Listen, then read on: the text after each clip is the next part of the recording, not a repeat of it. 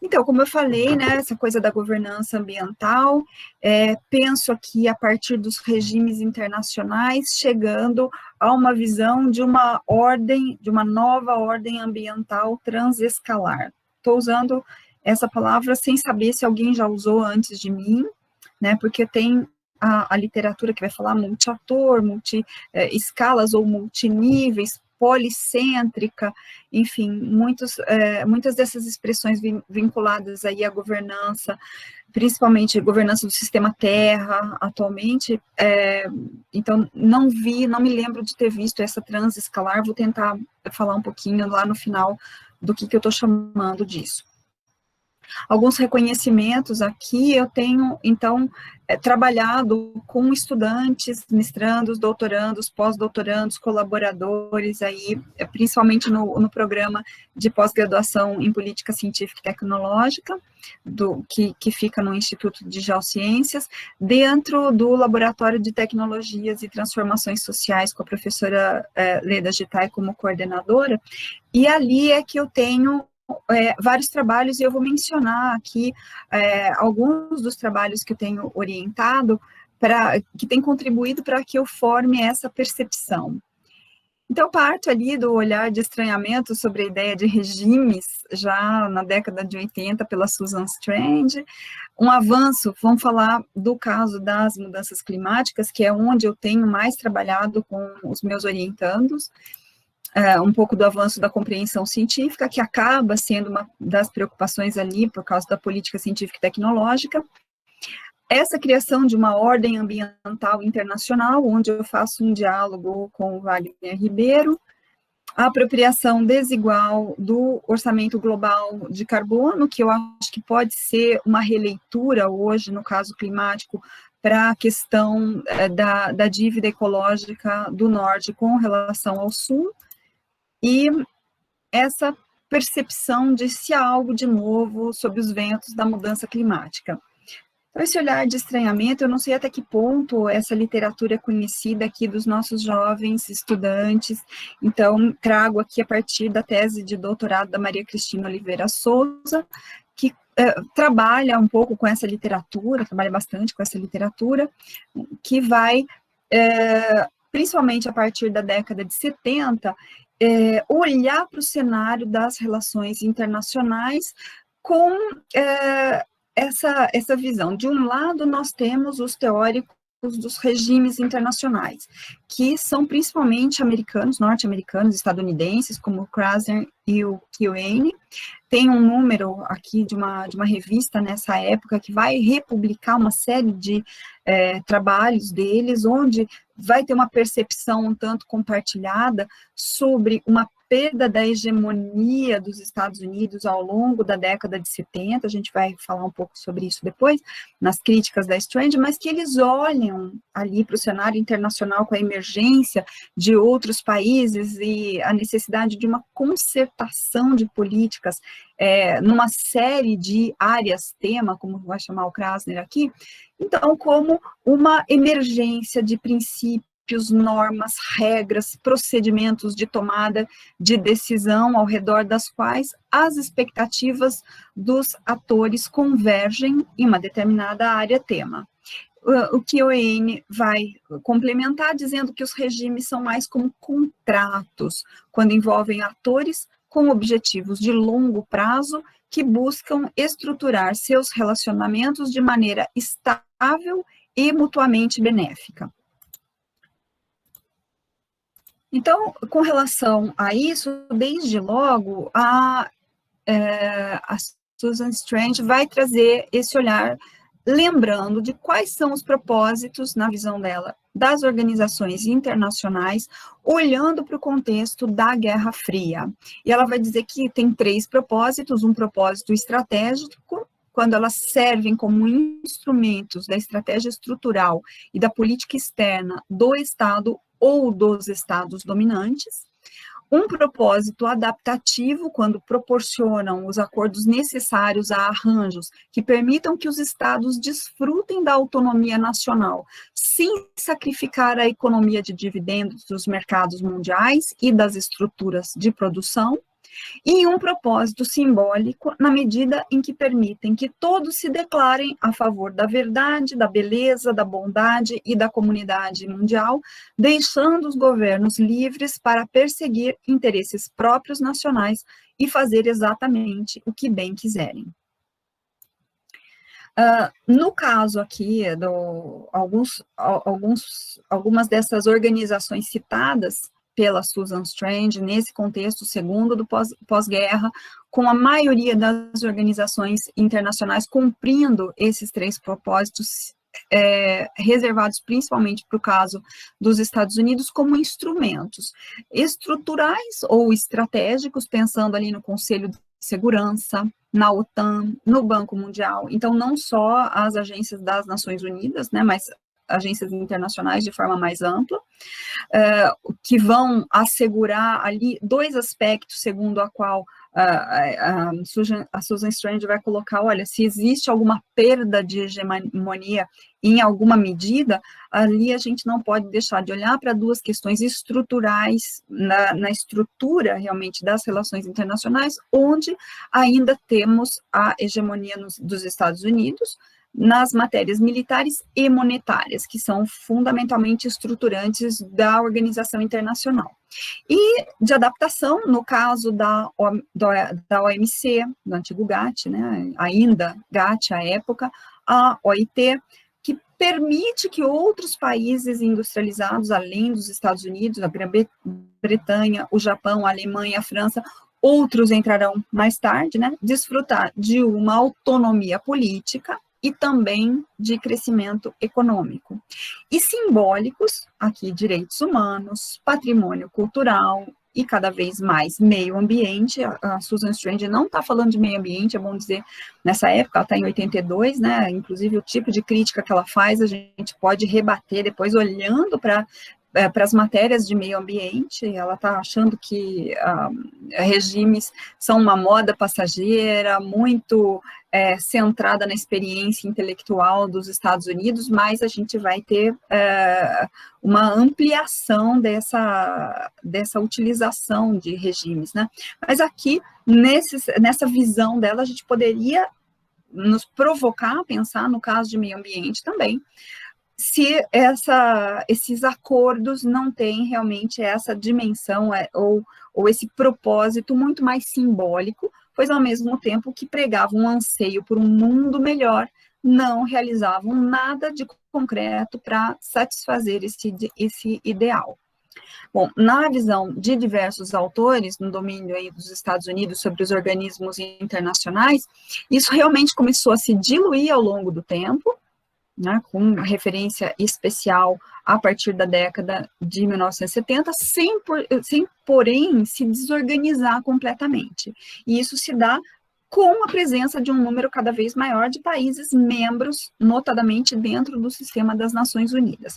Aqui, só para deixar uma referência, né, o texto que eu estou fazendo referência aqui é a Susan Strange, KVIC Dragones, essa cartografia aqui do período das grandes navegações, que vai pontuar os perigos da navegação marítima com monstros marítimos, né? E ali ela vai dizer, olha, aqui tem dragões, aqui tem perigos na literatura sobre regimes internacionais, que ela vai dizer que são 5 dragões. O modismo passageiro, principalmente dentro da literatura norte-americana, o conceito sendo impreciso, essa questionável previsibilidade de um regime, que é uma coisa que, como o regime alimentar, por exemplo, né, ele precisa ter um padrão, uma repetição, e se ter uma previsibilidade, ela questiona isso, o seu caráter estático dentro do mundo que muda do ponto de vista da tecnologia, do ponto de vista da reorganização dos interesses, da emergência das grandes empresas transnacionais, enfim, tudo menos estático. E estado-cêntrico, porque ali ela já percebe a emergência no início da década de 80, a presença cada vez mais importante das empresas multinacionais, já fazia algum tempo, na verdade, no cenário internacional.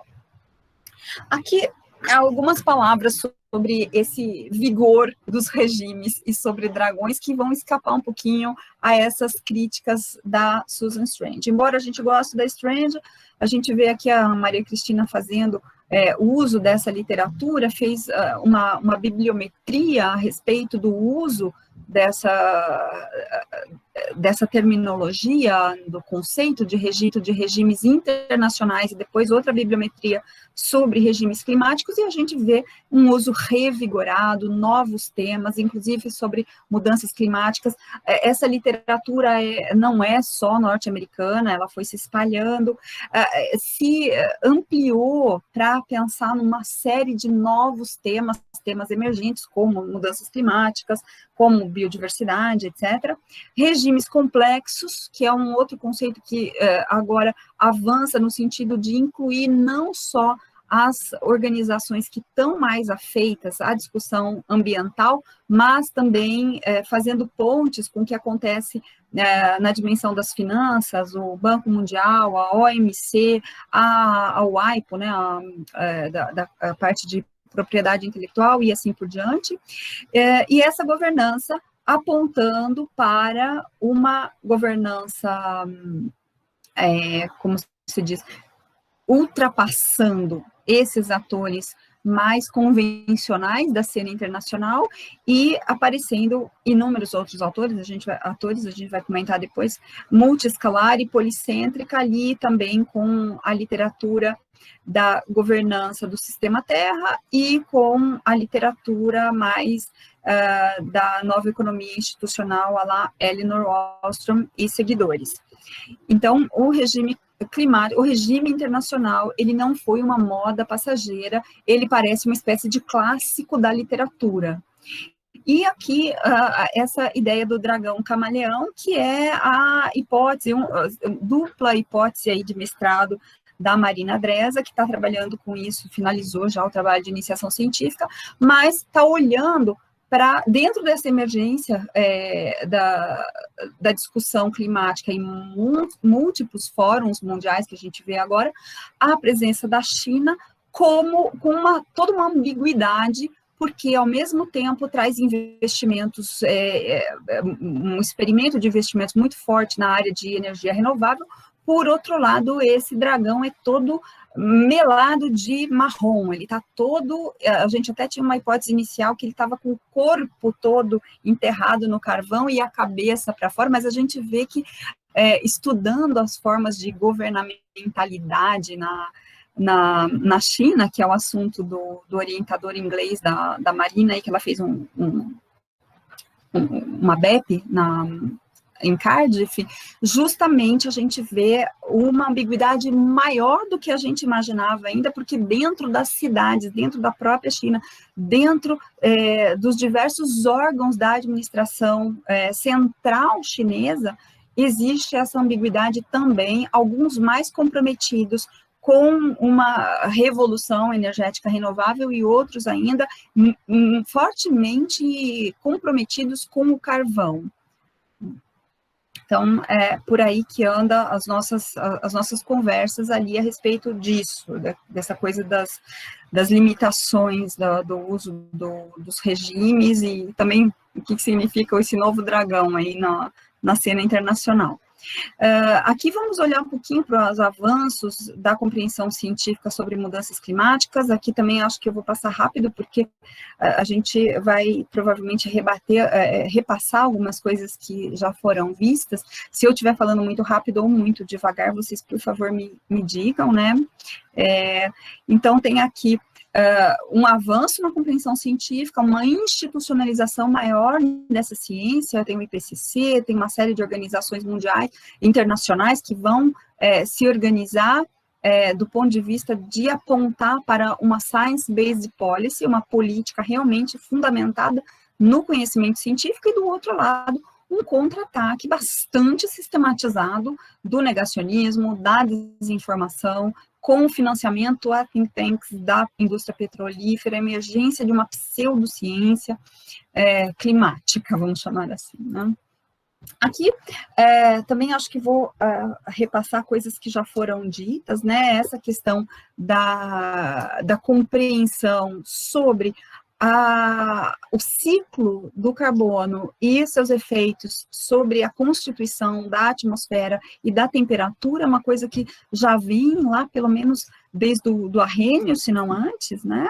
Tem coisas anteriores ainda, e várias das percepções e não percepções, mas das contribuições do Arrhenius, elas apontam para uma compreensão do fenômeno do aumento da concentração do gás carbônico e o avanço do aumento das temperaturas. Bom, dando um salto mortal no tempo aqui, já vou passar para o período atual, porque aqui a gente já está criando essa coisa de uma ponte com o que vai ser o regime climático, porque a gente tem aqui um Conselho Internacional dos Sindicatos Científicos, mais o Programa das Nações Unidas sobre Meio Ambiente, mais a Organização Meteorológica Mundial, criando, em 1985, esse grupo de aconselhamento sobre emissões de efeito estufa, que vai se transformar, 3 anos mais tarde, no painel intergovernamental sobre mudanças climáticas.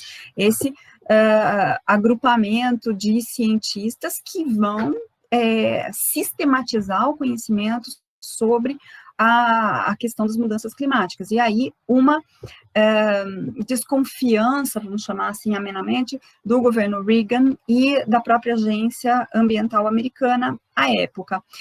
Esse padrão de relação, principalmente dos governos republicanos, com relação aos cientistas do clima, a ciência do clima, vai se repetir ao longo de todo o tempo, né? Eu coloquei aqui 2 expoentes aqui logo no começo dessa discussão, porque a gente tem essa primeira grande conferência sobre política climática em Nordwijk, nos Países Baixos, para discutir essa questão, e ali tinha uma oportunidade de trazer para a esfera das políticas públicas, porque era uma conferência com ministros, né, da época, então com realmente uma ideia forte de fazer science-based policy, e o representante científico do governo Bush aqui ficou famoso por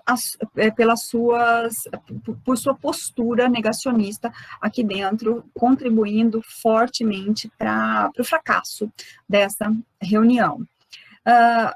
A despeito disso, a articulação científica aqui dentro do IPCC vai avançar, a gente tem os vários relatórios que vão ser publicados aqui ao longo desses anos 90, 95, segundo relatório, o terceiro relatório de avaliação em 2001, e em 2007, finalmente, um consenso científico muito impressionante. Existe toda uma literatura sobre o que é consenso científico e o que é controvérsia científica. Isso é uma questão super importante quando a gente olha para essas questões atuais, porque existe, a professora Leda Gittai gosta de falar em simulacro de controvérsia, quando a gente tem um consenso, que os historiadores da ciência, por exemplo, apontam para um grau de convergência dos resultados científicos de 98%, algo assim, e ali alguns distoantes, e quando se examina da onde que vem essa pseudo-controvérsia, se encontra muita coisa estranha, muito financiamento de think tanks pela indústria petrolífera, por exemplo, e outras coisas. Então, aqui nós temos realmente um momento das evidências da influência antrópica sobre as mudanças climáticas. Então, aqui o nosso ponto é o avanço das evidências científicas, muito voltado para essa ideia de que precisamos agir.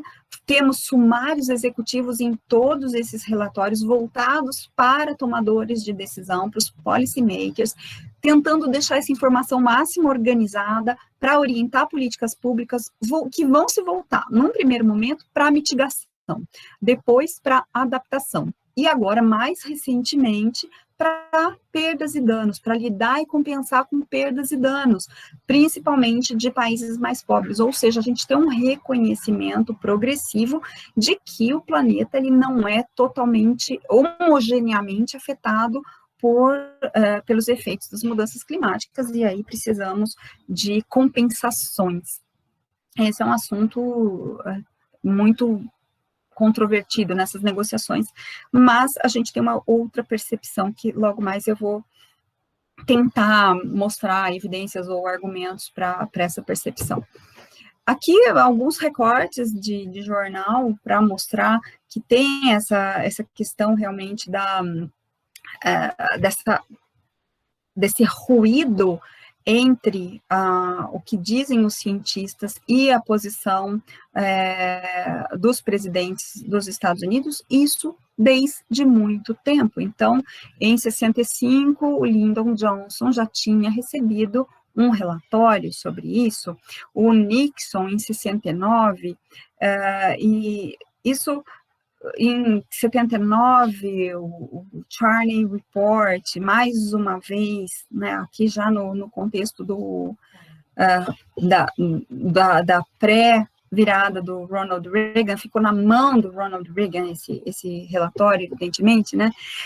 Então, aqui a gente tem um certo discurso que vai acabar em algumas leituras, se restringindo a uma culpabilização da indústria petrolífera.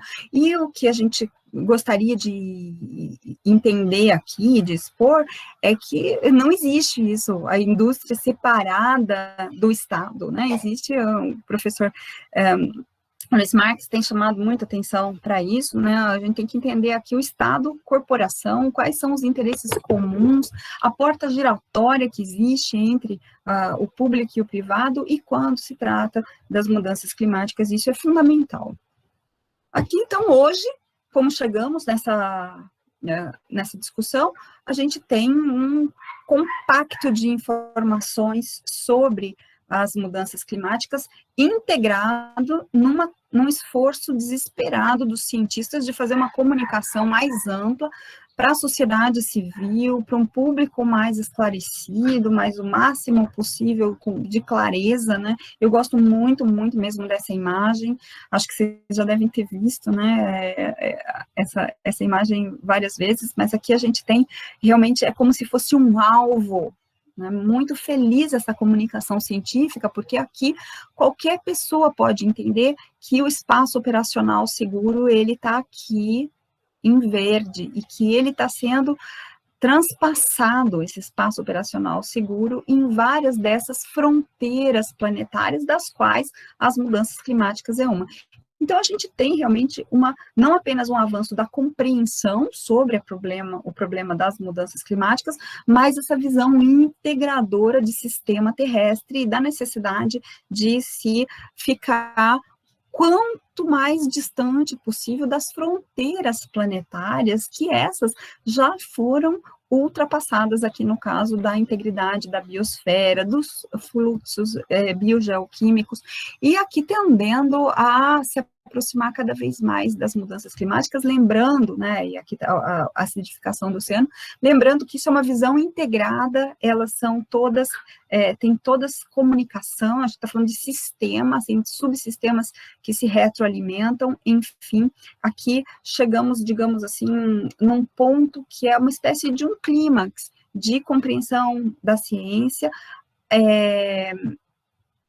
sistematizando informações qualitativas e quantitativas, quantificando onde estamos com relação a essas fronteiras climáticas e, ao lado da compreensão científica, da divulgação científica também, que é um esforço gigantesco. Então, chegamos a essa discussão um pouco pitoresca da questão de como avançou esse conhecimento numa casquinha de nós, né? E vamos, então, para a criação de uma nova ordem ambiental internacional.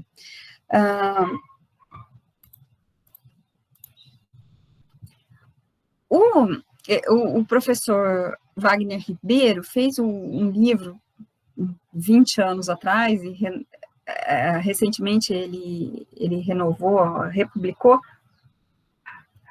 Acho que ele não fez nenhuma reparação, nenhuma, como se diz? atualização, foi apenas republicar mesmo aqui, né? Então, eu estou dialogando com ele nesse sentido de pensar se tem elementos para uma nova ordem, um reordenamento disso. Ele tem uma compreensão que vai fazer uma periodização dos grandes tratados internacionais até a Primeira Guerra Mundial, depois no período da Guerra Fria, depois a partir de 1990, então uma linha do tempo bem esquematizadinha para pensar que até a Segunda Guerra Mundial, as grandes potências imperialistas estavam mais preocupadas, além dos assuntos mais de negociações bilaterais, nos grandes tratados, restringir a caça nas colônias africanas era a primeira coisa que se coloca ali como um rasgo ambiental. No caso do período da Guerra Fria, de 46 a 89, vai ter o Tratado Ártico, que tem conotações geopolíticas, mas que tem também essa perspectiva já de um comum global, algo que deve ser respeitado. Então, essa é uma característica um pouco diferenciada desse momento. E isso está ali junto com a perspectiva da emergência de uma nova ordem não, um ordenamento mesmo ambiental internacional, que vem com as primeiras convenções, com a criação do PNUMA, ali circunstanciado pela primeira conferência sobre meio ambiente humano de Estocolmo.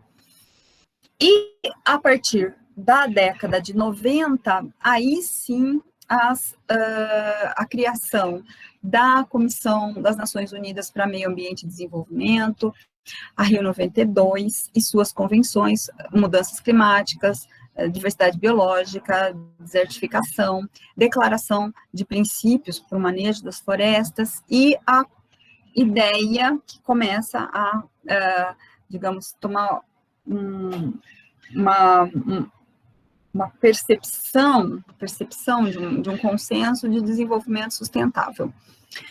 Como que o Wagner Ribeiro vai definir essa ordem ambiental? Então, ele vai se fundar no realismo político do Morgenthau, na qual os Estados nacionais perdem protagonismo na cena internacional diante da emergência de novos atores, assim como transnacionais e as organizações não governamentais, e ele define a ordem ambiental internacional como um subsistema heterogêneo e multipolar do sistema internacional. Então, uma ideia de um multilateralismo ali, que tem que acomodar a preservação ambiental, desculpa, está passando um caminhão barulhento aqui, acomodar a preservação ambiental, a acesso à informação genética, tecnologias para manipular essa informação genética e se apropriar delas, controle sobre espécies em extinções e sobre gases de efeito estufa, gases da atmosfera, entre outros aspectos,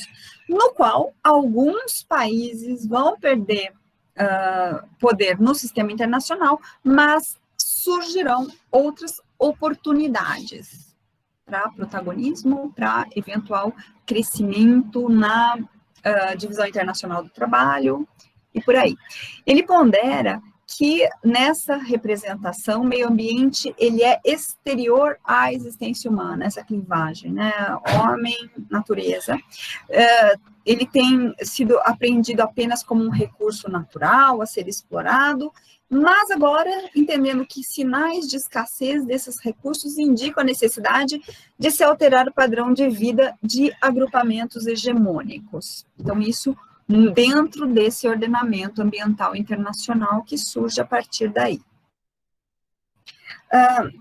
Dialogando aqui, pensando nessa periodização do Wagner Ribeiro, a gente poderia entender, de acordo com as conversas que nós temos aqui, nesses trabalhos todos que eu tenho acompanhado, né?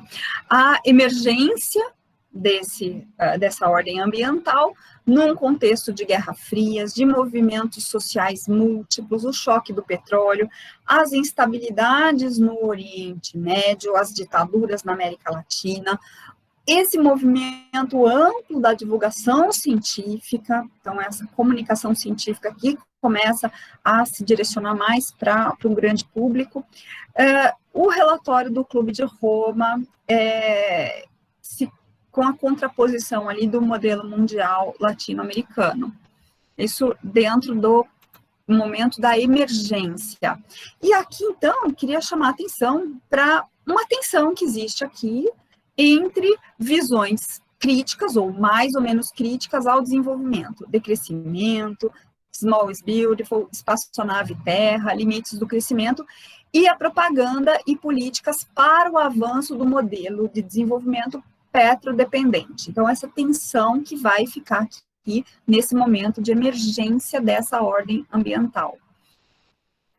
No segundo momento dessa periodização, com todos aqueles elementos que a gente já falou, vamos aditar aqui a emergência ao longo da década de 1990, um conjunto de atores aqui, que muitos vão dizer sistemas privados de certificação internacional, mas eu gostaria de chamar a atenção aqui, colocando a minha colher torta nessa discussão, que não dá para dizer sistemas privados apenas. Nós temos aqui a articulação do setor público, porque nós vamos começar a adotar os padrões privados na certificação também exigida por governos e também nas relações de comércio, de se usar esses sistemas também como formas de regular o comércio internacional, de fazer barreiras não tarifárias, por exemplo, também. Então, muito complicado, eu acho, chamar isso aqui só de sistema privado de certificação.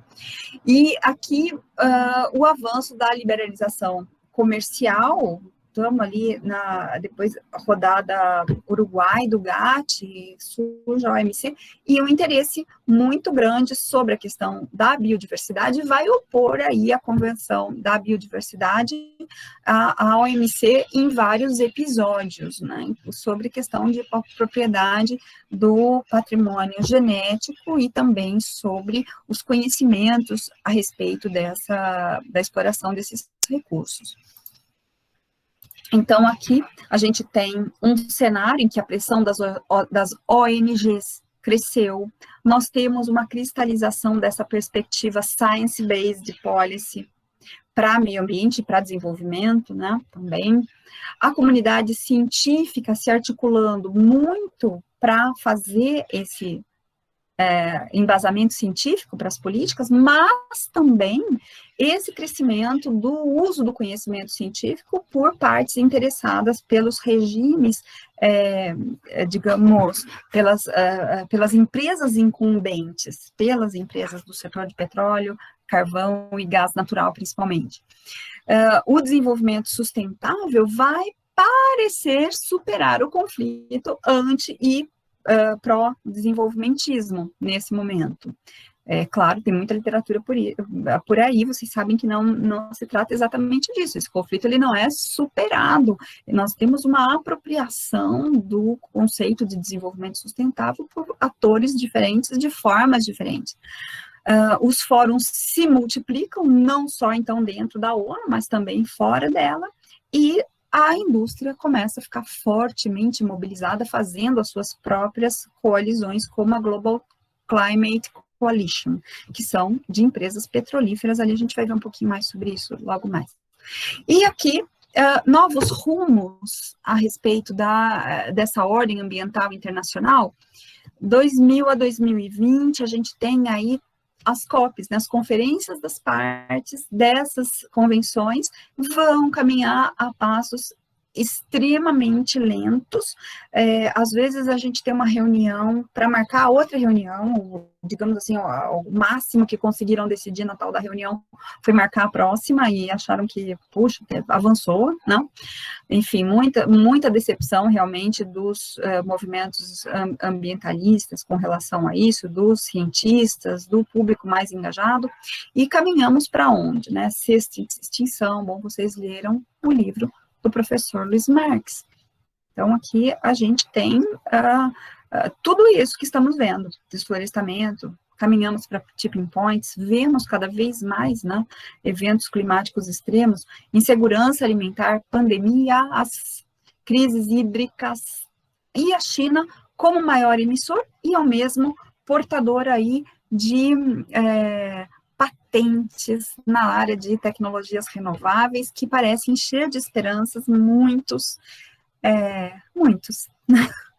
Aqui só para mostrar, né, que realmente não é brincadeira, que é o Guilherme que faz esse trabalho aqui com os gráficos, faz outras coisas, eu vou mostrar. Isso aqui é uma outra coisa que o Guilherme Gomes preparou, que é mostrar um pouco elementos de tensão intrinsecamente desestabilizadores dessa ordem ambiental internacional. Se a gente está chamando de ordem aqui com o professor Wagner, a gente está falando de uma coisa que organiza.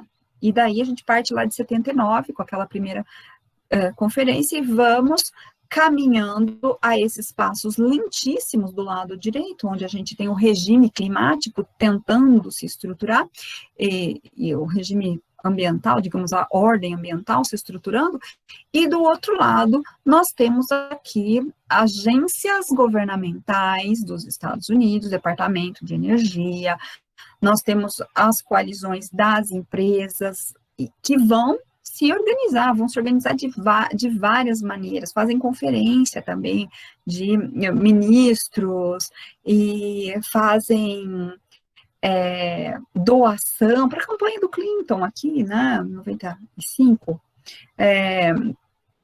Enfim, nós temos uma articulação das empresas que financiam campanhas de deputados, fazem campanhas para, digamos, desmoralizar o conhecimento científico, vamos chamar assim, e assim por diante.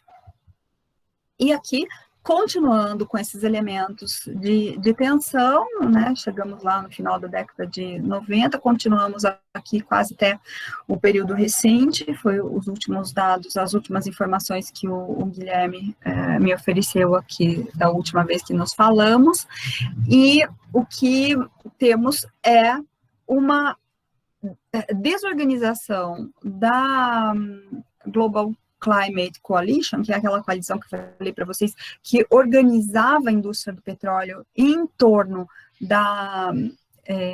de um lobby organizado contra as políticas climáticas, e agora elas foram saindo uma após outra, acho que a Exxon foi a última que saiu, a coalizão vai se dissolver aqui no início dos anos 2000, só que a ação antipolítica climática, ela continua da parte das empresas aqui, principalmente na forma de lobbies para a obstrução das políticas climáticas. Então, aí, esses elementos de tensão profundamente desestabilizadores dessa que deveria ser uma ordem.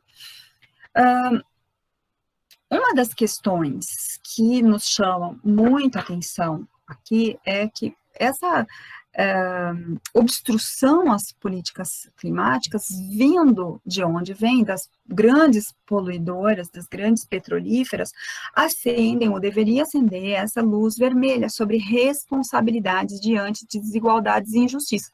Porque dentro do regime climático, a questão das responsabilidades estava muito, dentro do protocolo de Kyoto, estava muito voltada a distribuir as responsabilidades entre estados nacionais, entre os países. E aqui o secretário o alto oficial dos direitos humanos da ONU vai mandar um documento para a convenção, para o secretariado da Convenção Climática da COP21 em Paris, em 2015, mensagens chaves sobre direitos humanos e mudanças climáticas, alertando, entre outras coisas, para a necessidade de enfatizar obrigações e responsabilidades essenciais, não apenas dos estados, mas de outros portadores de deveres, incluindo as corporações. E isso nos aponta, que nos leva a próximo item da nossa discussão, que é essa apropriação desigual do orçamento global de carbono. E aqui é um ponto central da tese do Guilherme, de novo.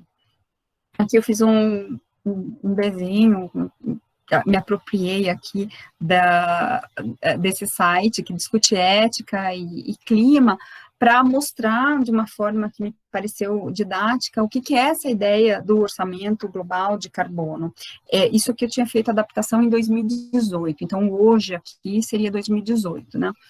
E aqui a gente tinha, no início do período industrial, um orçamento, ou seja, uma quantidade de gás carbônico que poderia ser emitido, tendo como limite aquecer apenas 2 graus o planeta, como 800 gigatoneladas. O professor Luiz Marques deve estar com esse número na cabeça de quanto está agora. Eu não tenho isso de cabeça agora, não. Mas aqui, em 2011, metade desse 600. orçamento... 600? Então, quer dizer que tem 200 restantes, né, Luiz? Então, aqui de 270, nós temos hoje 200 que podem ainda ser emitidas antes de aquecer o planeta em 2 graus. Isso nos leva a pensar que as 600, então, toneladas agora já emitidas por atividades humanas, elas não foram emitidas de forma igual por países e por empresas. Tem uma apropriação desigual desse orçamento de carbono, que, digamos que também é um assunto bastante estudado, porque interessa muito as negociações climáticas, o regime, a discussão do regime, e também ao posicionamento dos países que mais serão afetados. Aqui, justamente essa imagem aqui do Samson e colegas vai mostrar que a gente tem os países com maiores emissões no norte, os países mais afetados no sul.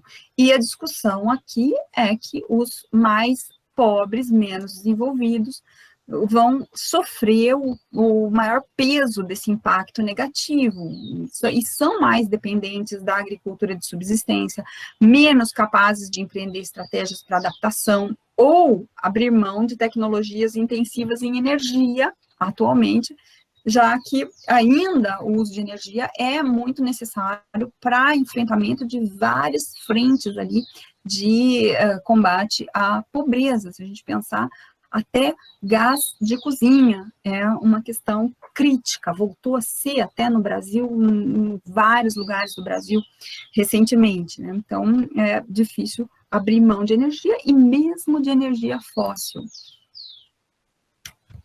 Contribuições desiguais, portanto, pelo mundo industrializado, historicamente desiguais. Aqui a apropriação deles é de 70% no período de 1850 a 2010. Aqui a gente sabe que os efeitos já são diferenciados entre norte e sul do planeta.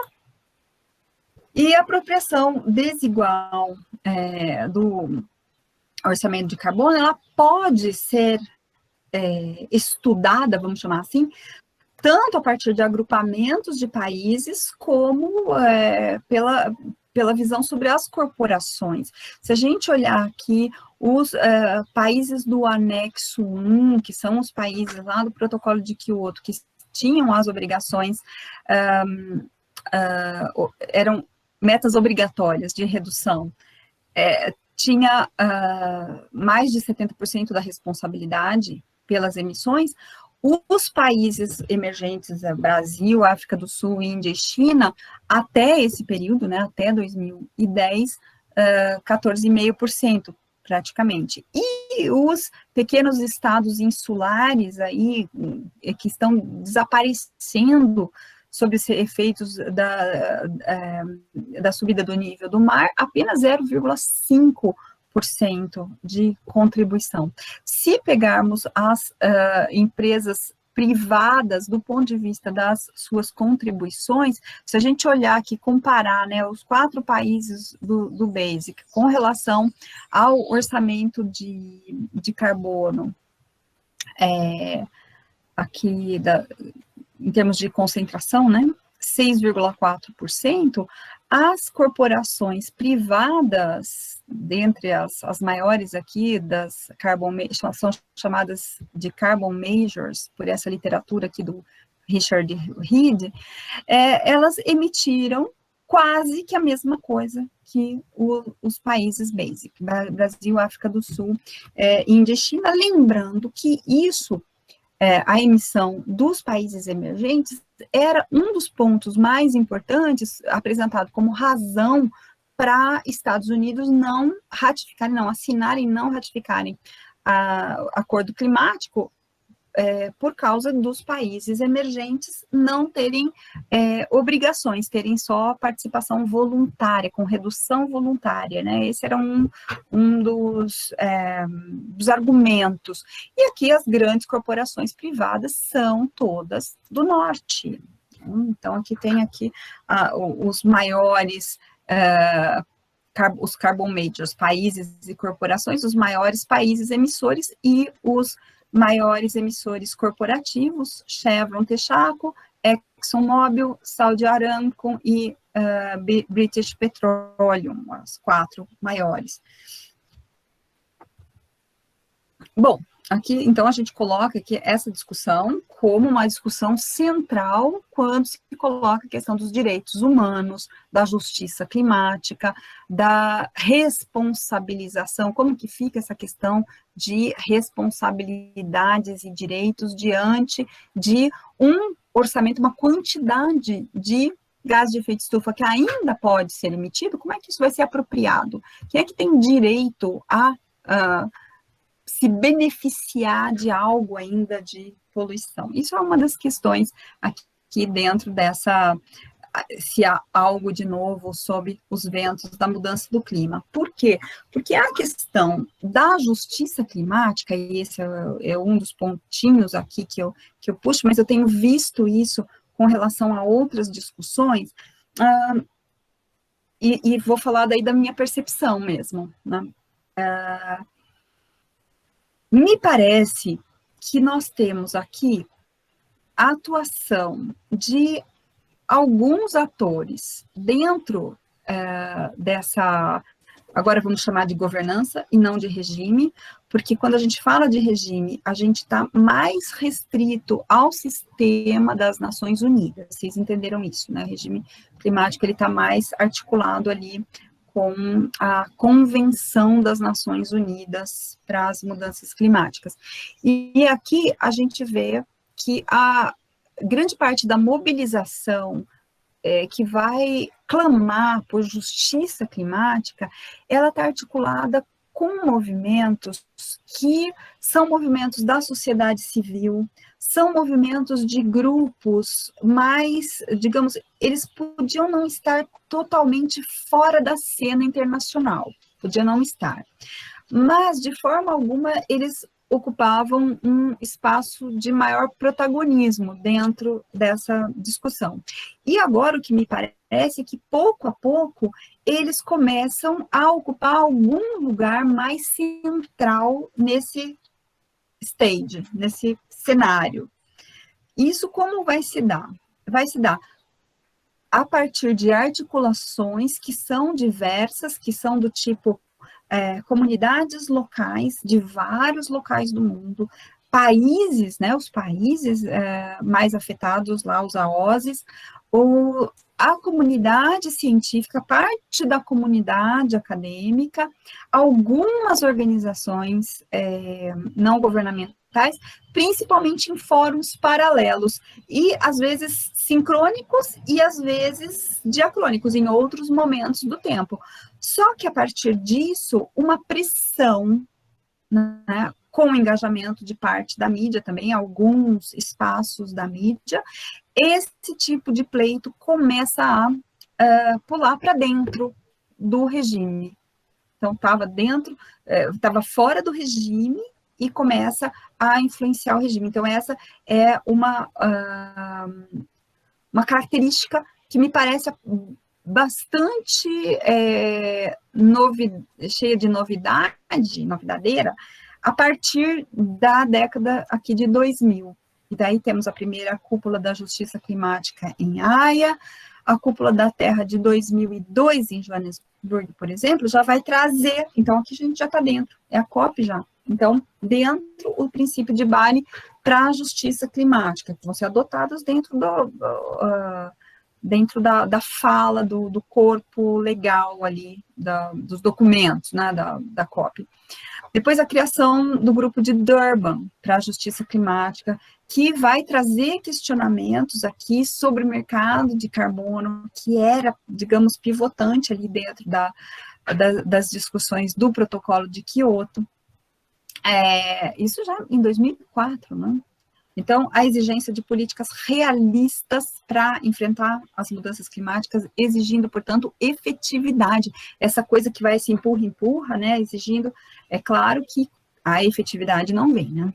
Então, a conferência de Bali na Indonésia, com essa coalizão Climate Justice Now, a gente já vai ver algumas coisinhas, e o encontro aqui na Suíça do Fórum Humanitário Global, que vai ser dedicado à questão da justiça climática. Em 2009, em Copenhague, vai formar essa Climate Justice Action, com uma proposta de mudança de sistema e não mudança climática, o foco, mudar o sistema. Cochabamba, com a Conferência Mundial de los Pueblos sobre o Cambio Climático e Direitos de la Madre Tierra. Aqui, eu não sei como falar o nome dessa cidade aqui, Katowice, sei lá, que vai ser colocado as demandas dos povos pela justiça climática, que é um lugar incrível para acontecer isso, porque justamente nessa ocasião aqui, a Polônia estava renovando as suas políticas intensivas em carvão para a área de energia. E, bom, então aqui a gente tem, eu estou retomando aqui algumas coisas, né, só para marcar esse ponto. Aqui é paralelo com a COP6 em Haia, na Holanda, a primeira cúpula da justiça climática, tem esses representantes, comunidades afetadas pela indústria petrolífera. Isso, gente, coisa de muito antes da discussão climática, né? Comunidades ali na África, a gente conhece essas histórias. Os países afetados pelo aumento do nível do mar associado ao aquecimento global, movimentos sociais de várias partes do mundo que trabalham por justiça ambiental. Então, também movimentos que vêm aqui na América Latina de muito tempo, por exemplo. E isso passando a ser integrado, empurrado por uma série de organizações, né, vamos dizer assim, empurrado para dentro do regime climático, na forma ali, por exemplo, dos princípios de Bali, sobre justiça climática em 2012, em Joanesburgo. Aqui o grupo de Durban para a justiça climática na África do Sul, aqui coisas bastante interessantes, como manter o desinvestimento, né, deixar os combustíveis no solo, questionamento do mercado de carbono, como eu já tinha falado, e Conferência de Bali, na Indonésia, com a fundação dessa coalizão de Climate Justice Now, e aqui eu tive que usar o Wayback Machine para recuperar essa página, porque não encontro o site desse movimento mais, então não tenho como dizer qual que é o estado atual aqui, mas é um movimento que foi muito, muito relevante naquele momento, em 2007 em Bali, porque realmente retoma aqui pontos que têm a ver com essa questão norte-sul e uma defesa de formas de organização social, um reconhecimento dessas formas, e não apenas isso, né?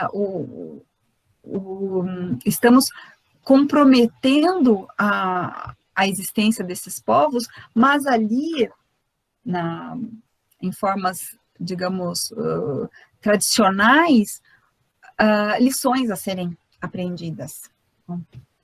Então, uma questão que é mais como um reconhecimento de existência. E isso começa a ser uma coisa muito interessante, porque é uma virada dessa visão de justiça que vai também, um dos aspectos, acho que de novidade disso, que é de um questionamento mais profundo a respeito do que é desenvolvimento. Então, é preciso conectar esses movimentos fragmentados de resistência, vamos chamar assim, para usar essa terminologia, e construir um movimento mais ampliado. Isso a gente vê, então, com a emergência desses novos direitos, direito da Mãe Terra, aqui a partir da experiência da Bolívia, nesse momento, onde a Mãe Terra surge como uma entidade de direito também, Pachamama, e uma visão mais descolonialista contra uma visão imperial de desenvolvimento, e mesmo de desenvolvimento sustentável. Aqui está a Declaração Universal dos Direitos da Mãe Terra, que dali sai, não vou ficar falando sobre isso também, só falar algumas palavras finais aqui para a gente encerrar. Bom, esses movimentos que a gente vê surgir, e aqui a gente tem várias experiências, por exemplo, na área de saneamento, para fugir um pouco de mudanças climáticas, tem a Lara Ramos, que está trabalhando com a questão do saneamento nas terras quilombolas, que é uma mestranda, e ela está acompanhando uma série de fóruns que se multiplicaram de uma maneira incrível durante o período da pandemia, e esses atores novos, né, que não são novos, né, como assim são novos atores, mas eles estão participando de uma forma, essa sim que eu acho que é nova, de articular, de construir rede, que tem uma flexibilidade e uma agilidade que todas essas negociações climáticas e tal, não tem, e mesmo as instituições não têm essa flexibilidade, essa agilidade, porque eles estão usando esses dispositivos, né, essas tecnologias digitais e tudo mais, para se organizar e se conectar entre eles, e também se conectar com a academia, e se conectar com níveis diferentes de tomadores de decisão, e inclusive legisladores que participam, legisladores mais afinados com essas pautas digamos, de direitos fundamentais, de necessidades básicas, como é o caso do saneamento, né? Então, me parece que realmente tem um grupo de autores que trabalham aí, que a gente estaria vivendo nesse início dos anos 2000, a partir do início dos anos 2000, para essa virada deliberativa. A gente se questiona muito se realmente existe algo de deliberativo nisso. De qualquer maneira, parece algo de participativo, sim, embora a gente esteja aqui vivendo, todo mundo sabe, acompanha isso, essa desconstrução desses conselhos e desses espaços, mas a respeito dessa desmobilização dos espaços, dos conselhos que a gente tem visto nesse último governo, tem um outro tipo de articulação que é real, que está acontecendo nessas mídias. Então, aqui algumas incertezas, né? A gente vê esses atores se articulando. Eu chamei de transescalar, por quê? Porque mistura muita coisa, mistura algo de América Latina, mistura comunidades locais com nível federal, nível estadual de outro estado, academia de vários lugares, é bem como dizem por aí, tudo junto e misturado, né? Mas será que nós temos aqui, diante desse novo quadro que me parece emergir, a possibilidade de um sistema de tomada de decisão para esses assuntos todos, mudanças climáticas, biodiversidade, saneamento, etc., mais legítima, pensando nas gerações presentes, nos povos, nas nações, nos excluídos, nos periféricos, para gerações futuras, para outras espécies, para o planeta Terra, mais justa do ponto de vista distributivo, do ponto de vista processual ou procedural, do ponto de vista do reconhecimento dessas formas de vida desses atores, e também mais eficaz para o alcance dos objetivos realmente, para a proteção dos sistemas vivos, para a transformações dos sistemas de produção, consumo e organização, enfim, isso são incertezas, na minha opinião, mas eu acho que o cenário está aí com algumas novidades, pelo menos da forma que eu estou conseguindo entender. Passei um pouquinho do tempo, né, gente? Oi, Rosana, não, tudo bem, tá tranquilo. Eu vou ler as perguntas do fórum, tá? E aí você vai respondendo. Gente, se vocês tiverem perguntas, vão colocando aqui, por favor. Então, tem uma pergunta do Rodrigo, que diz, dentro da administração chinesa, o que se tem é um negacionismo, no sentido de negar as evidências científicas, assim como a gente vê no EUA, nos Estados Unidos, no Brasil, ou o que se tem é uma ignorância dos efeitos climáticos? Ele pergunta se na China você tem um negacionismo no sentido de negar as evidências científicas ou uma ignorância dos efeitos climáticos. Eu acredito que não existe nem uma coisa nem outra. Eu acho que tem uma lógica muito distinta da forma que nós vemos aqui a organização ocidental. Eu realmente não sou uma especialista nesses assuntos, quem tem trabalhado muito com essa questão, inclusive levando em conta a questão de movimentos sociais na China, é o grupo do NEPAM, da professora Leila da Costa Ferreira, e ali temos realmente uma cultura muito diferente. Não acho que exista ignorância, desconhecimento, negacionismo. Talvez exista em alguns fóruns, em alguma medida, não teria conhecimento para afirmar isso. O que me parece inegável é que a China, ela atua numa lógica que é uma lógica imperial também, uma lógica que está levando já há algum tempo a um avanço sobre territórios, sobre o próprio território, sobre territórios dos seus vizinhos, das suas áreas de influência. Ela está desenvolvendo muitos desses investimentos na área do carvão, ali numa área de influência que são países muito pobres, digamos assim, abandonados pelo Ocidente, do ponto de vista dos financiamentos. Ela está financiando realmente o avanço da indústria do carvão ali. Tem países onde o carvão é explorado e é utilizado para produzir energia. Bom, eles estão, digamos assim, avançando no modelo petrodependente, uma petroprosperidade, né? Até eles chegarem numa prosperidade ainda é muito longe, né?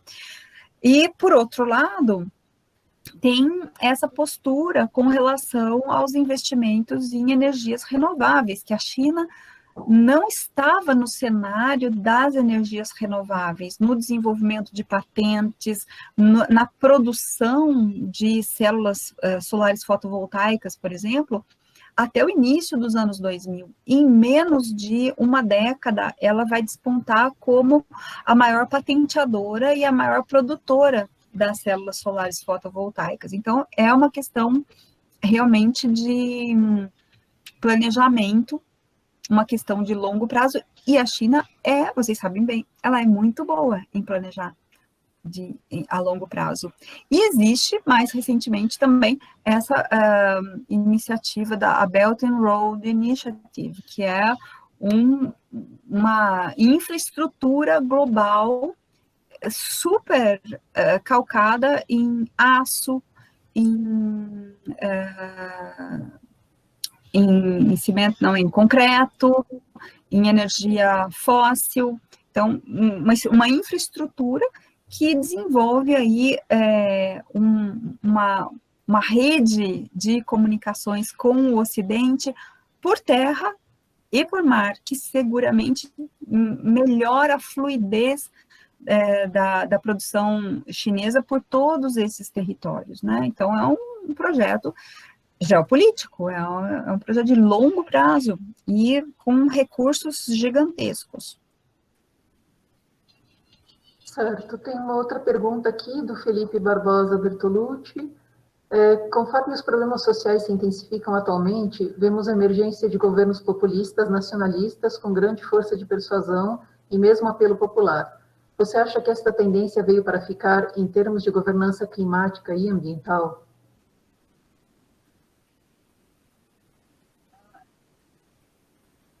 Gabriela, onde que você está lendo as questões aqui? Porque eu não estou vendo. Elas estão no fórum, você tem que clicar no triangulinho, circulinho, que tem no canto direito, superior direito.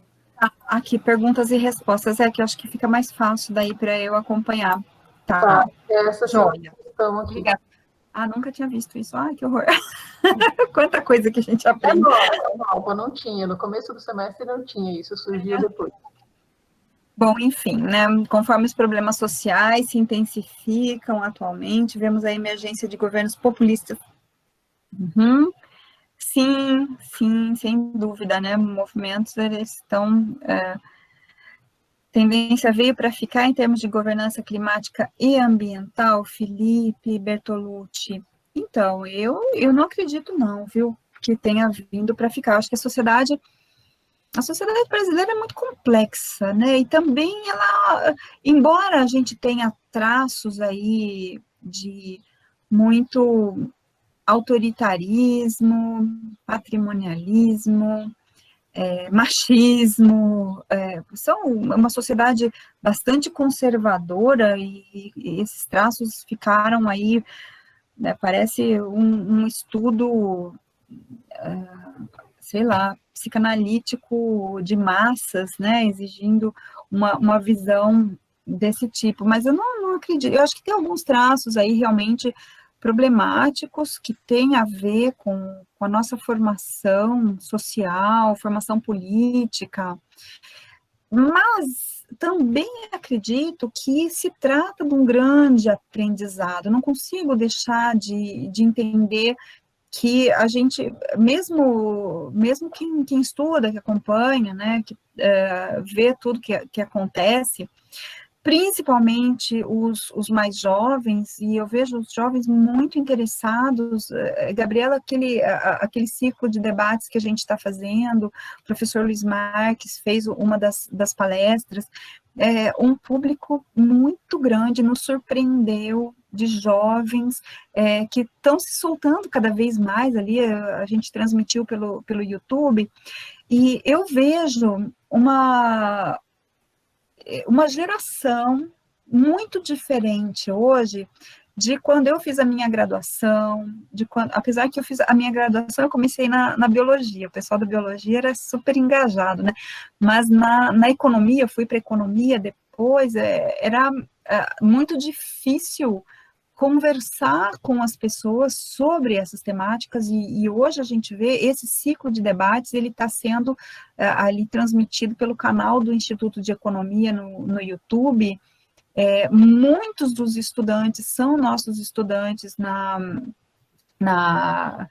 no Instituto de Economia, mas também são estudantes que vêm de várias outras universidades do Brasil todo, né, assim, a disciplina dentro da Unicamp, com um público ampliado por causa da pandemia, por causa dessas possibilidades com essas tecnologias aqui, e o ciclo de debates que encerra a disciplina aberto pelo YouTube, com inscrições e tal.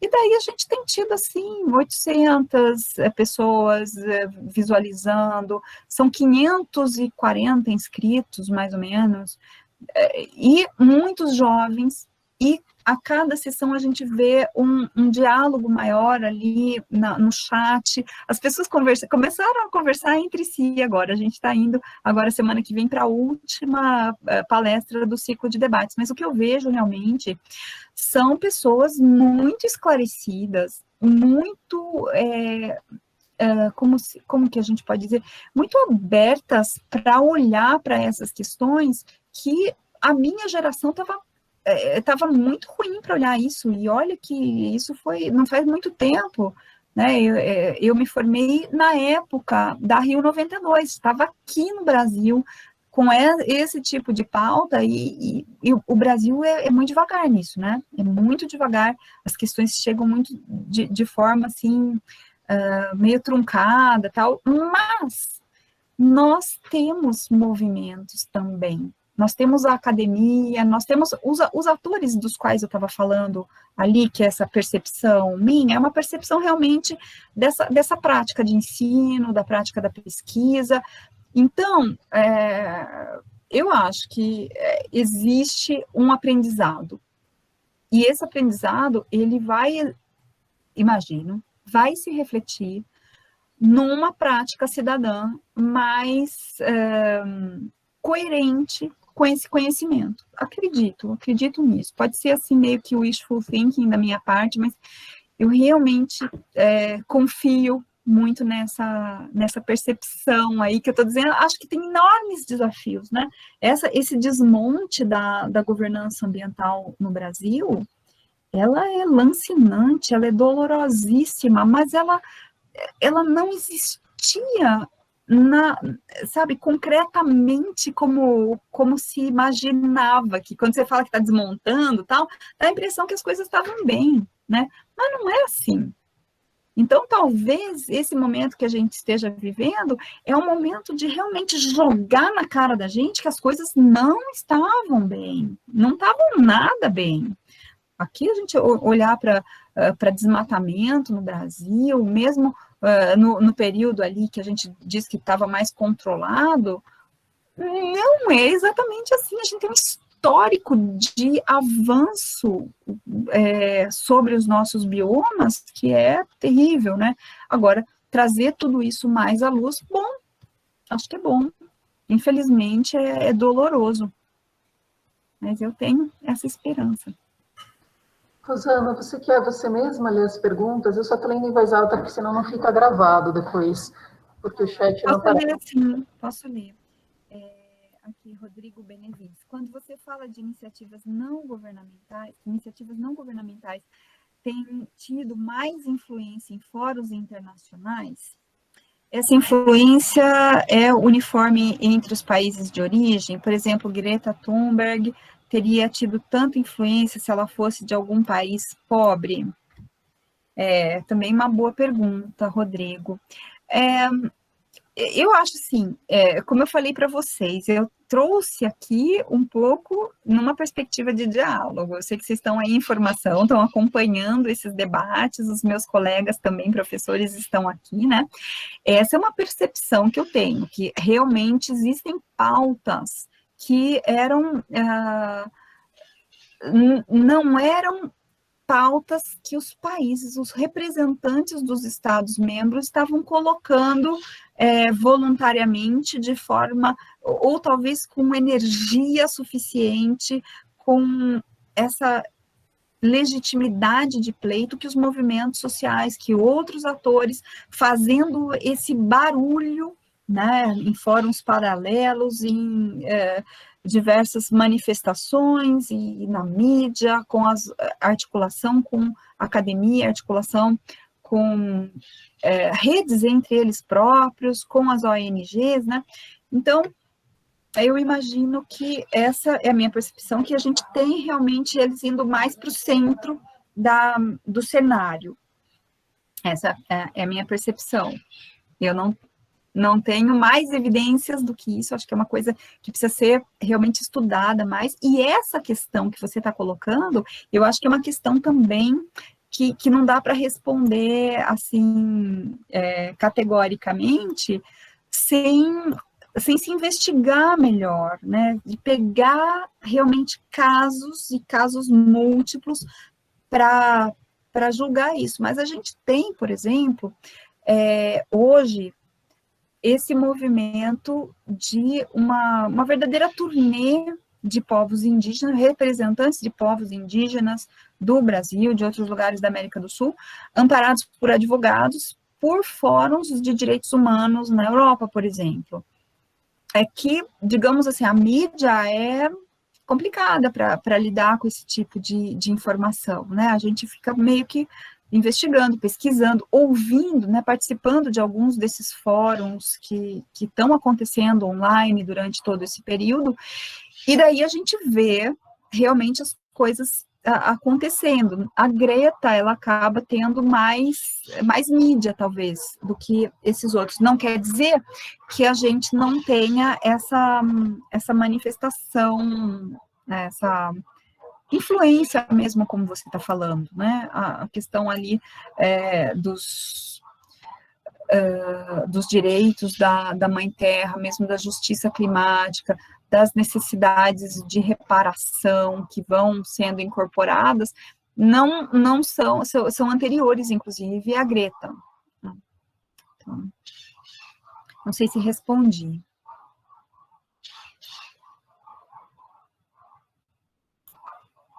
Aqui tem Bruno, pode haver prejuízos internos a países pouco dispostos, se eu não responder alguma questão direito, vocês me falem, tá?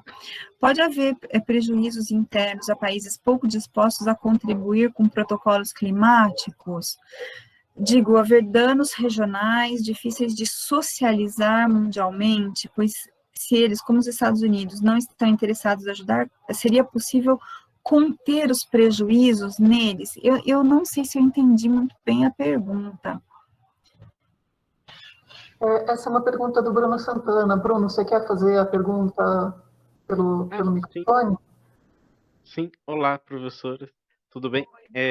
Eu pensei o seguinte, seria possível, de fato, conter o prejuízo naquele que não está ratificando o protocolo, por exemplo, de Kyoto, que não quer, enfim, será que eu consegui me expressar? Acho que eu entendi. Se pode ter alguma retaliação do ponto de vista das próprias, do próprio regime climático contra o país que não ratifica, é isso? Exato, exatamente. Ele mesmo se sabotar, então não quer ficar, não quer atender, então ele Bruno, mesmo é uma boa sabota, pergunta, porque ela toca num ponto que é bastante complicado nessa questão do regime, né? Não existe, assim, sabe, os países estão estourando as suas emissões sistematicamente e eles não têm nenhuma punição com relação a isso, né? Então, sabe, fazer ou não fazer não tem significado, tem até uma situação engraçada, sei lá se é engraçado, né, mas não sei se vocês já ouviram falar o Fóssil do Dia, o prêmio de Fossil of the Day, em toda a COP tem um evento paralelo que tem acho que é o Climate Action, inclusive, que atribui esse prêmio.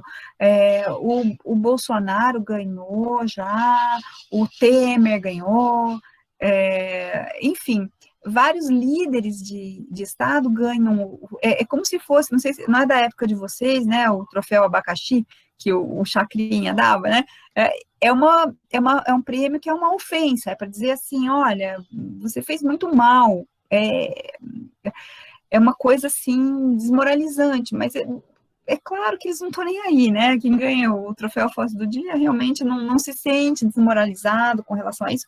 E isso é um problema. Por quê? Porque eu acho que recoloca aí essa questão dos regimes internacionais na sua dimensão simbólica, lá da Susan Strange, sabe? Que, olha, os países assinam, parece que tá tudo bonitinho, e continuam fazendo o que querem, vão fazer o fracking, né, explorar a questão aí da exploração desse óleo de folhelo e do gás de folhelo nos Estados Unidos foi dentro já da administração do Barack Obama ainda, né, que se iniciou isso. E daí você fala, bom, isso é super contra os princípios do Protocolo de Quioto, das negociações climáticas, e é super poluente, e não só para a atmosfera, é o solo também que está se arrebentando, é a água. Então, o que a gente podia pensar ali é talvez uma outra coisa, né? Justamente, tem algo bastante errado com essas negociações internacionais que não tem nenhuma punição para quem faz essas coisas, né? Só que isso é muito geral, muito geral.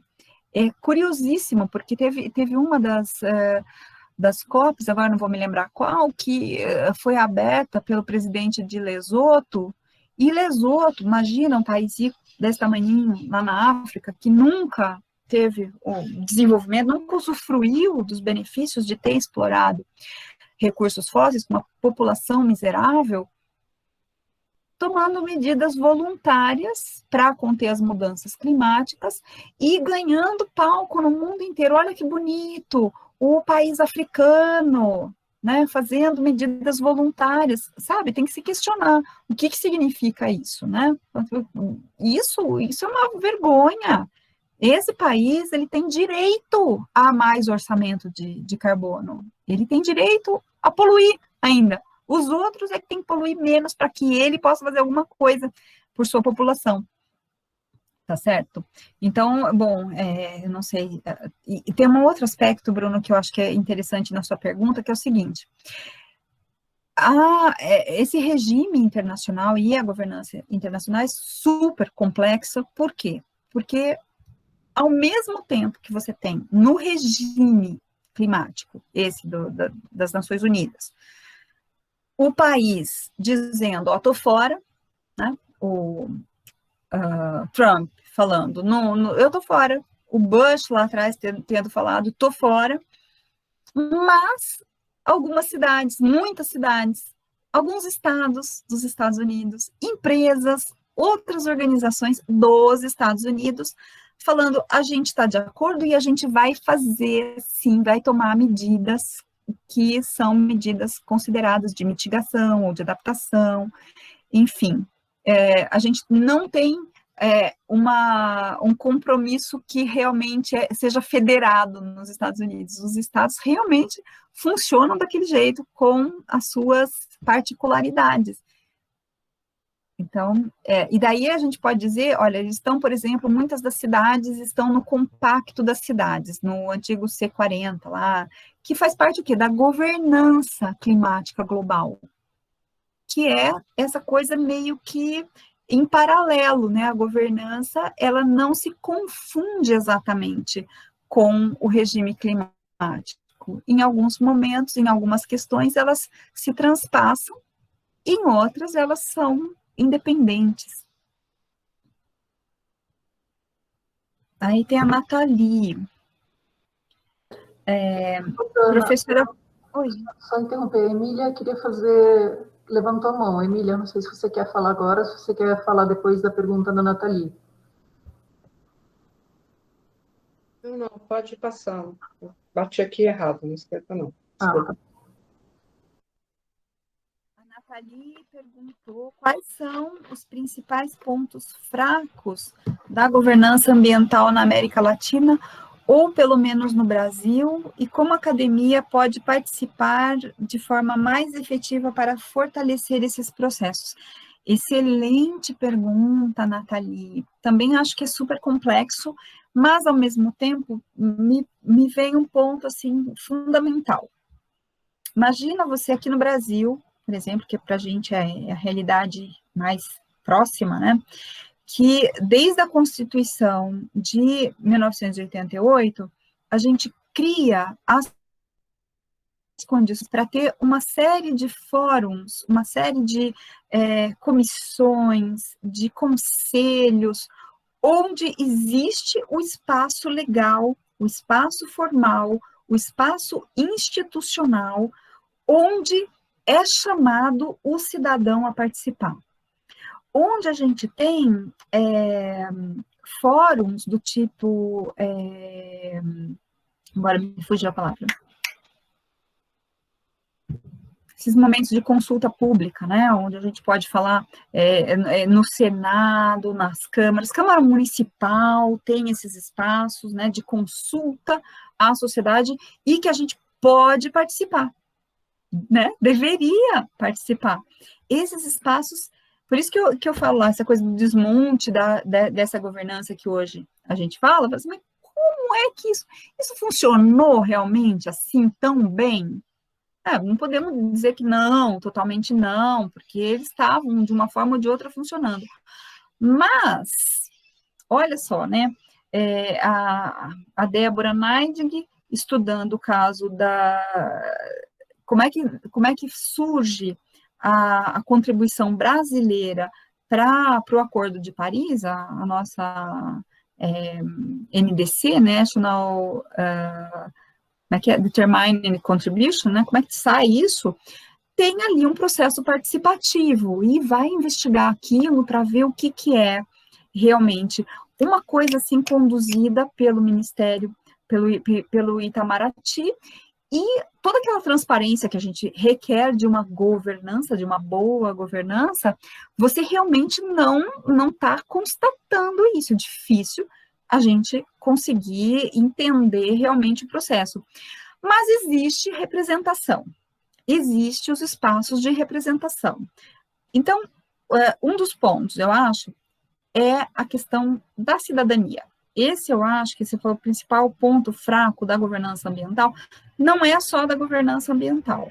Qualquer ponto que a gente discuta sobre a sociedade brasileira, me parece que tem, assim, primeiro uma desinformação muito grande, eu acho que aqui, meia culpa, a universidade tem que contribuir para isso, tem que esclarecer as pessoas sobre os espaços de representação, sobre os espaços de... E tem, ao lado disso, dessa falta de informação que a gente precisa ajudar a chegar nas populações, né, a falta de formação, que entender os problemas, né? Por que a gente tem um avanço tão grande de desinformação, de pseudociência, de absurdos, né?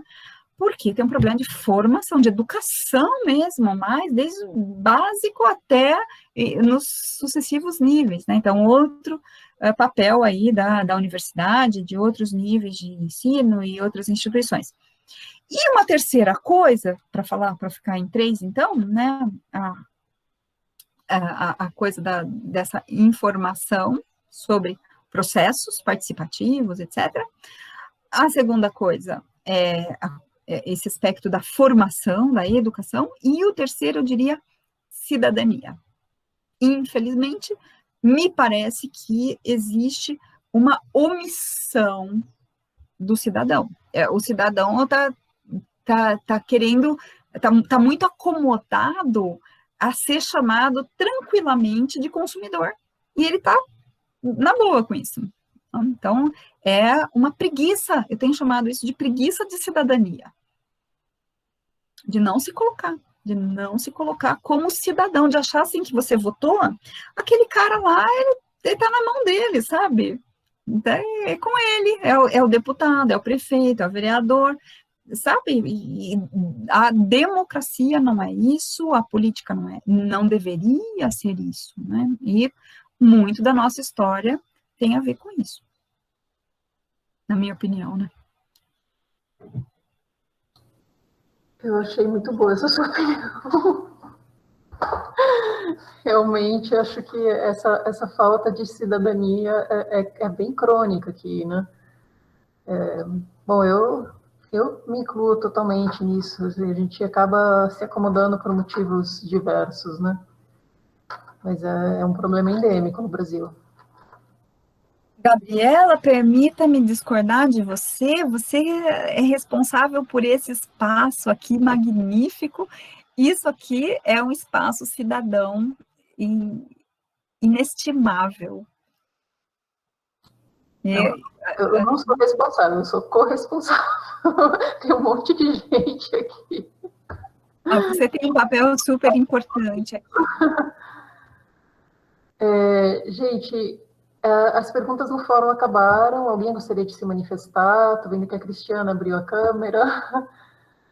Não sei se você quer falar alguma coisa, Cristiana. Eu, na verdade, se você me permite, Gabriela, eu gostaria muito de ouvir vocês também a respeito disso, porque, como eu falei para vocês lá no começo, né, é uma percepção a partir dessas práticas de ensino, de pesquisa, de acompanhar esses jovens que eu estou vendo, assim, extremamente ativos e ligados realmente nessas questões. A Natalita aqui, a Marina, a Dresa está aí, né, que fazem parte aí do grupo mais ou menos. Eu gostaria de ouvi-los. Eu queria fazer um comentário só. Obrigada, Rosana, excelente apresentação. Eu não sei só se eu concordo muito com você nessa crítica ao que estava a situação pré-desmonte, vamos dizer. Porque, e já vou falando, eu sou uma pessoa que sempre tento ser otimista, positiva, também tem. E para mim, assim, a gente, como espaços, né, de tomada de decisão, de fóruns, conselhos, olhando para tudo isso, sim, eu concordo que precisa de muito avanço na cidadania, mas o fato de ter espaços de movimentos sociais, ONGs, etc., batalharem para não só os espaços existirem, mas para que eles sejam reconhecidos, legitimados, etc., eu vejo com muito bons olhos. E daí, pensando um pouco, por exemplo, nas unidades de conservação, que é onde eu tenho alguma familiaridade maior, né? Eu acho que temos passos bastante grandes em termos de criar os mecanismos, ferramentas, etc. Não que tudo tenha sido implantado, falta recursos humanos, falta recursos financeiros, etc. Mas eu acho que a gente tinha caminhado assim, estávamos caminhando cada vez mais de 88 a 2018, ou 2000, não 18, mas sei lá, 2015, por aí, né? Numa direção que eu realmente, pensando, e de novo, né, você está olhando a governança do nacional para o supranacional, no global, o meu estudo da governança é muito mais local. Né? Então, tem até uma pergunta que eu tinha para te fazer, terminológica, né? Como você entende o transescalar, multiescalar, multinível, etc. Mas, assim, eu só queria trazer que, no nível mais local, eu vi muitos avanços, mas muitos avanços mesmo. Quer dizer, estava longe de ser ideal, entende? Mas, não sei, os nossos estudos mostram que tinham tido vários avanços. Enfim, queria te ouvir um pouco.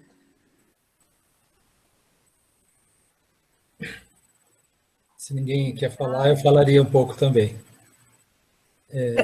Você quer colocar antes, Luiz? Não sei se a Rosana quer responder a Cristiana.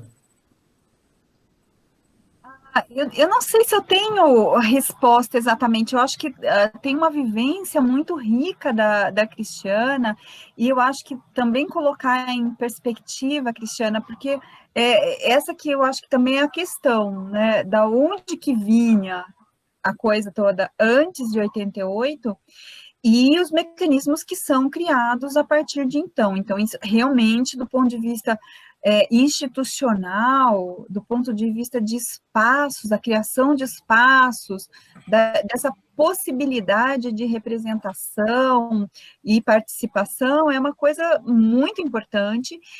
E eu acredito que em escalas e lugares determinados deve ter muita experiência que comprova que as instâncias podem funcionar em alguma medida.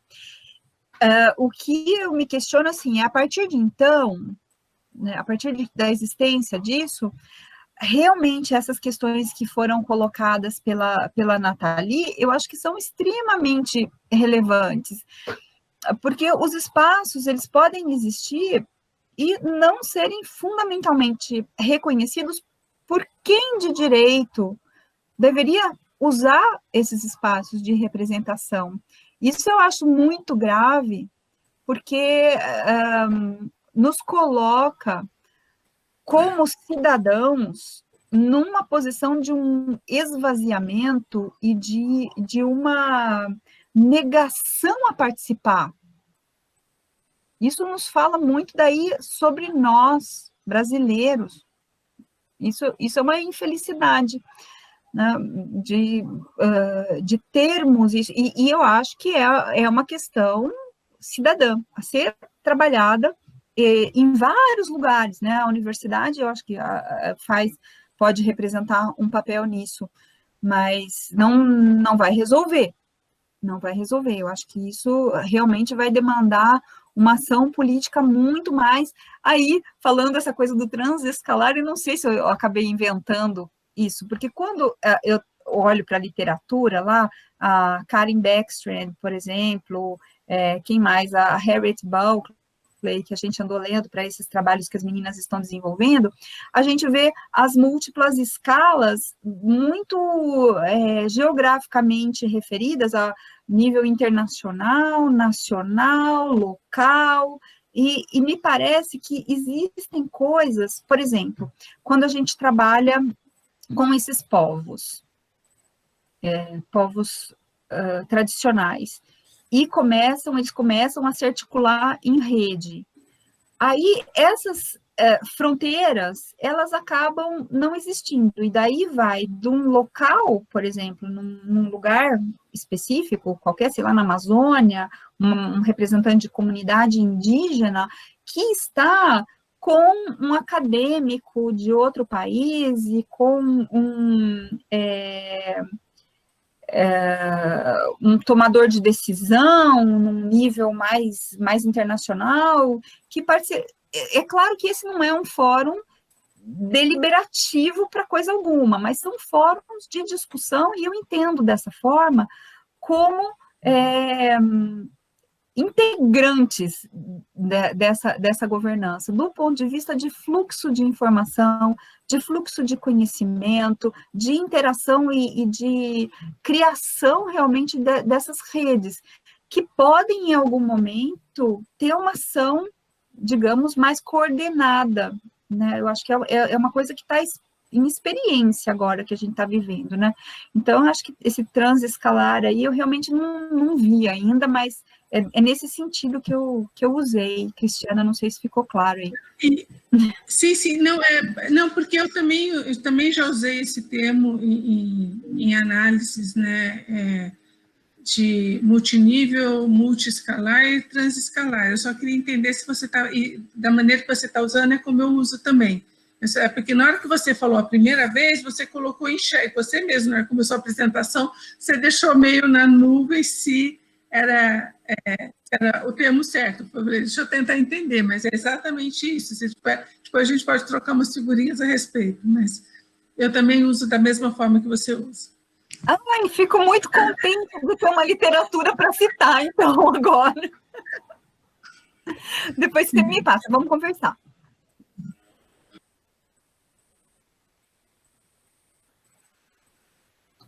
Não sei se a Emília quer falar alguma coisa.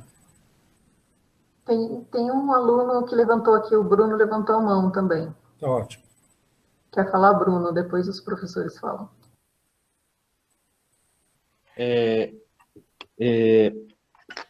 Obrigado pela fala, pela oportunidade de fala.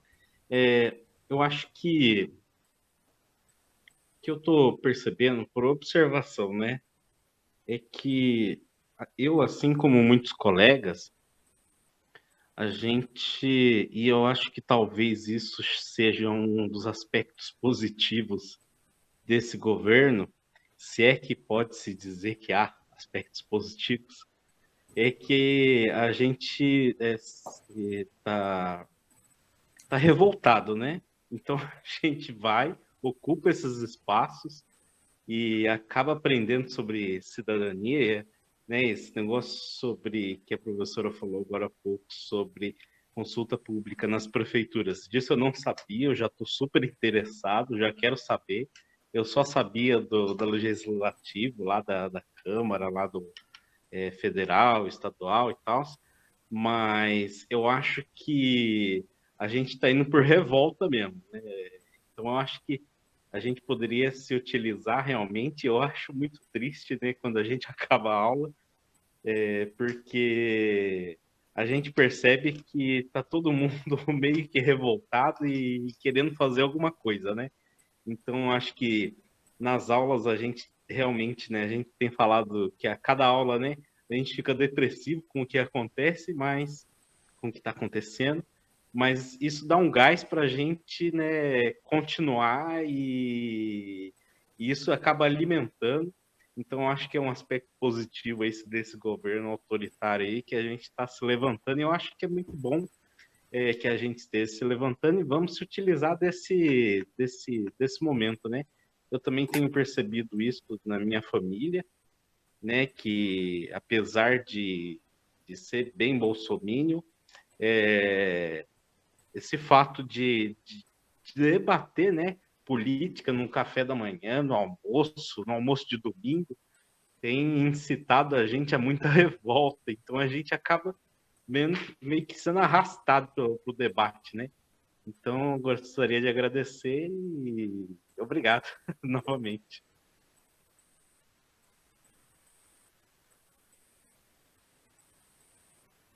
Obrigada, Bruno, por compartilhar aqui um pouco da sua experiência. Talvez seja isso, né? Um momento de uma chacoalhada geral, e tem algo de conflito geracional aí também, e talvez um confronto também mais entre um conservadorismo da sociedade que talvez não encontre muito eco nas novas gerações, assim, espero, né? É o que me parece.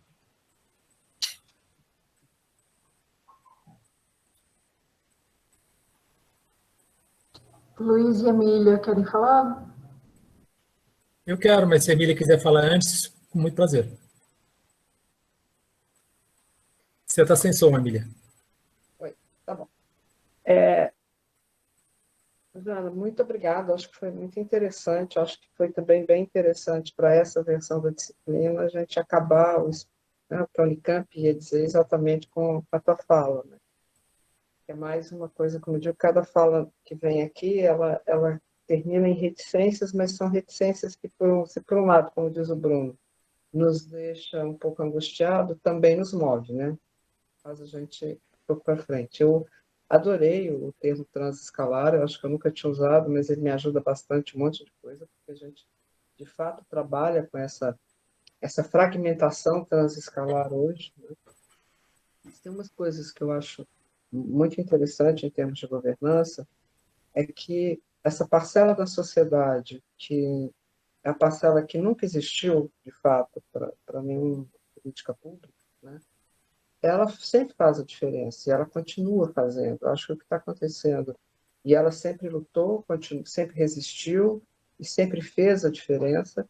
O que está acontecendo hoje, até esse período da pandemia, é que todo mundo está tendo tempo para vê-los e sair das nossas bolhas acadêmicas e encontrar a bolha deles, né? Eu trabalho com catadores há muito tempo, os catadores estão próximos do MST já há bastante tempo, do sem-teto, aí você começa a ter uma perspectiva de que os homens lentos, como dizia Milton Santos, eles têm um mundo à parte, eles existem, eles se revoltam, E eles estão fazendo coisa e eles é que estão fazendo a diferença. Né? Eles sim estão fazendo muita diferença. E eu acho que há várias Gretas nesse mundo.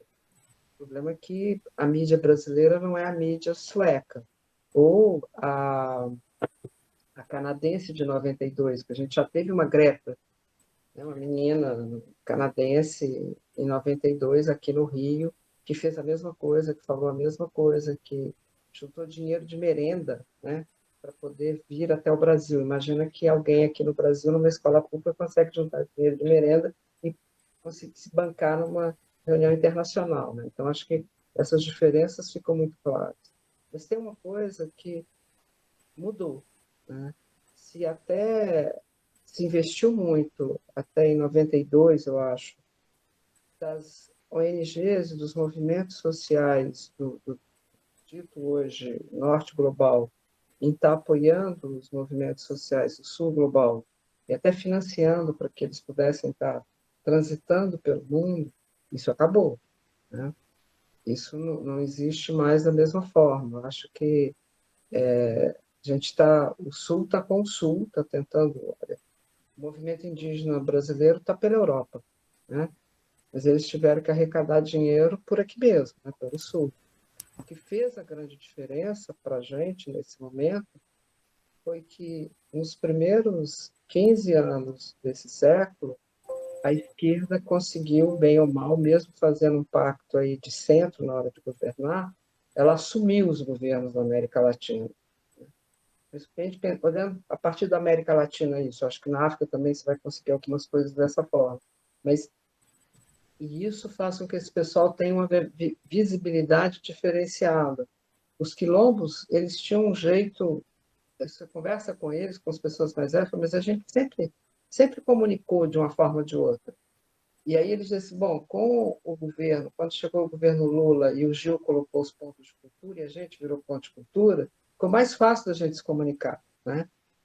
Facilitou e a gente conseguiu ampliar muito mais isso, mas esse pessoal sempre fez. Esse pessoal sempre teve em contato com professores ou da África, vários outros lugares do mundo, e alguns da academia brasileira que se prontificaram a estar junto. Não é uma coisa...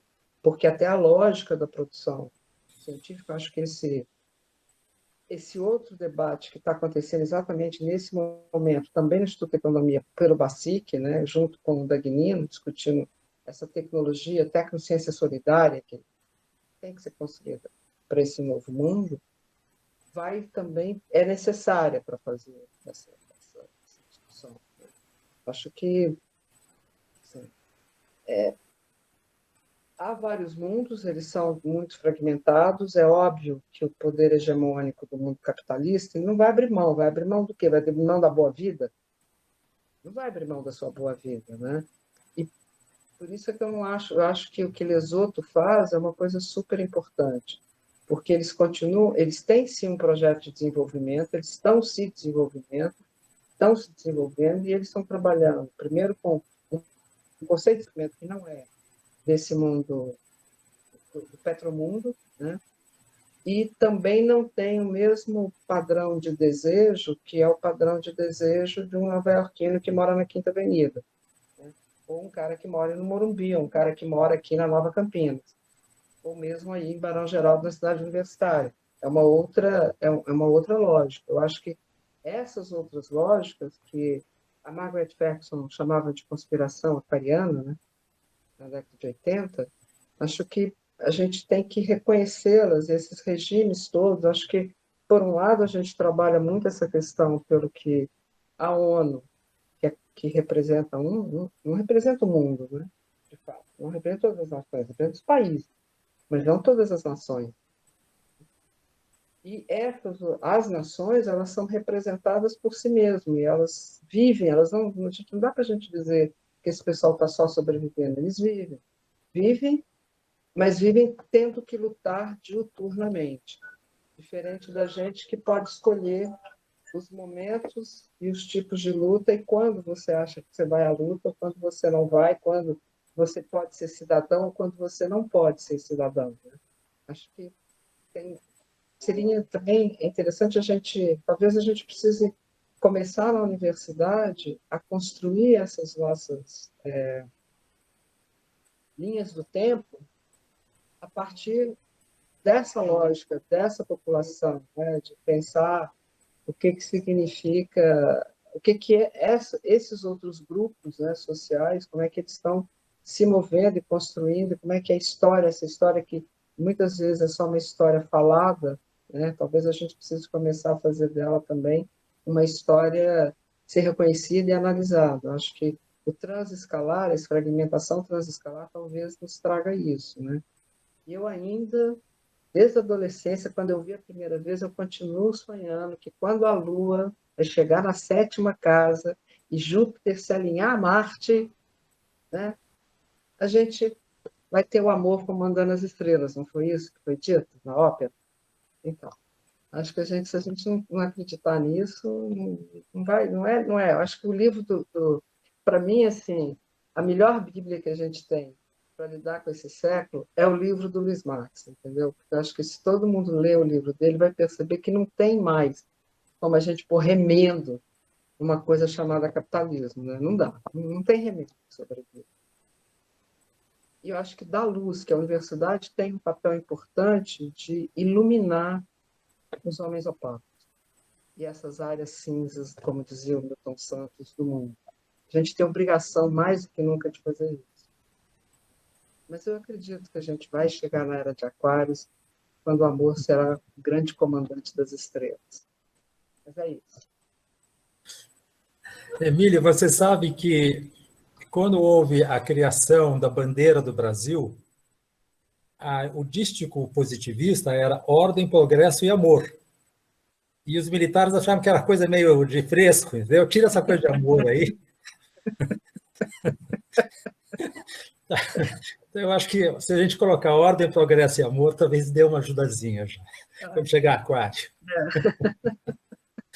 Gente, já são 18 horas. Apoiado, Luiz, apoiado, viu? Vamos lutar para colocar o amor.